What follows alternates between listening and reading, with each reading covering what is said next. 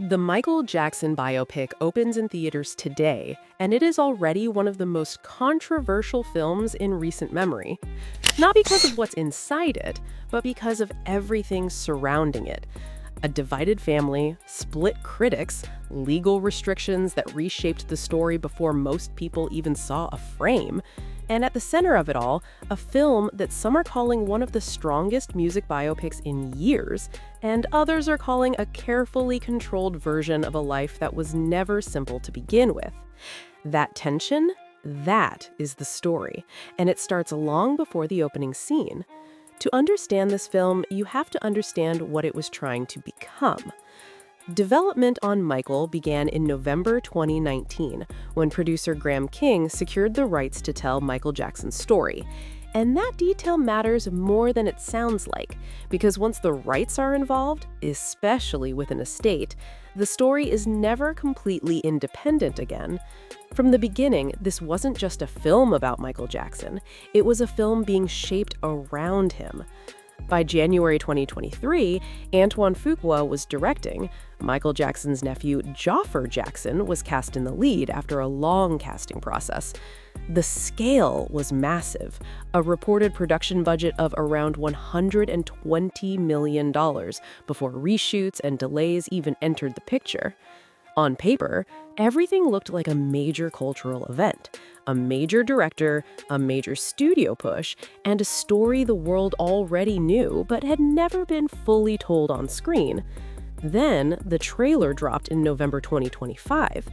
30 million views in 6 hours, 116 million in 24 hours, more than any music biopic trailer in history. The audience was there, the demand was real. And then the complications arrived. One of the first major issues came from a direction few people expected. In early 2025, reports surfaced that the third act of the film had to be reshot, not because of performance, not because of direction, but because of legality. The film reportedly could not depict Jordan Chandler, the figure connected to the 1993 allegations against Michael Jackson, due to a clause in a past settlement agreement. That restriction forced structural changes to the story and reportedly led to multi-million-dollar reshoots. Pause on that for a second. A film about one of the most publicly documented lives in music history had to rebuild part of its narrative because a key chapter couldn't legally be shown. That alone changes everything about how this film is built. That raises a question the movie can't fully escape. Is this the real story or a controlled version of it? That question didn't stay outside the film. It came from inside the family itself. Paris Jackson read an early draft of the script and reportedly stepped away from the project. She described it as overly polished and said it didn't reflect what she believed was the reality of her father's life. She submitted notes, she didn't get a response, and eventually disengaged completely, describing it as "not my monkeys, not my circus." Later, when her involvement was described differently in public interviews, she publicly pushed back and clarified her position.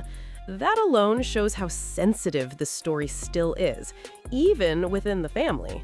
Meanwhile, Janet Jackson was reportedly approached for involvement, but declined. Different branches of the Jackson family have responded differently, some supportive, some distant, some choosing not to engage at all. Not open conflict, but not unified either. And for a film this large, that matters.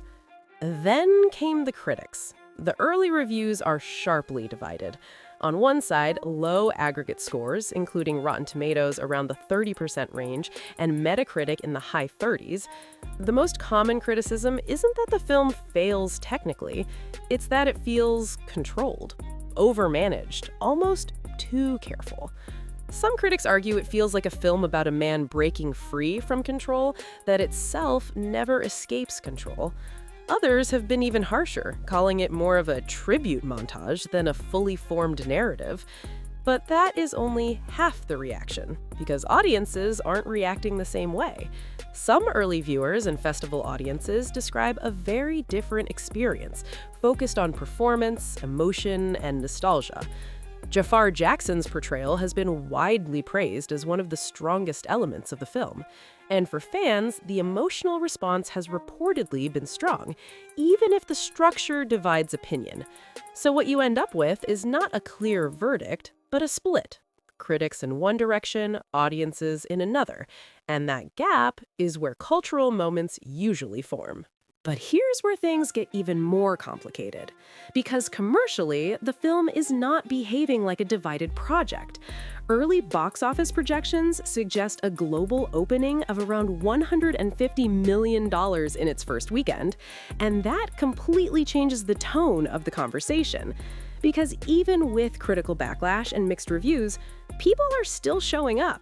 The demand is still there, and the curiosity is still massive, which creates a very rare situation, a film that is being heavily debated, but still commercially powerful at the same time.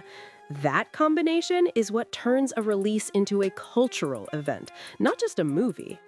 Now zoom out, because none of this is actually unique to this film. This is the fundamental problem with any biopic about a figure like Michael Jackson. How do you compress a life this large, this celebrated, and this controversial into a single narrative? If you lean too far into one side, you distort the other. If you try to balance both, you risk satisfying neither. And that's exactly where this film lands, between memory and reality, between legacy and criticism, between control and truth. And maybe that's the most honest thing you can say about Michael as it opens today. It is a version, carefully constructed, legally constrained, family complicated, critically divided, but commercially undeniable. A version of one of the most influential and contested lives in modern music history. Jafar Jackson's performance may stand out. The music will always stand on its own. But the story around the film, that's where the real conversation is happening. And even now, there is still no single answer to the question at the center of it all. Can a story like this ever be told without division? Or is that division itself proof that the story still refuses to be simplified?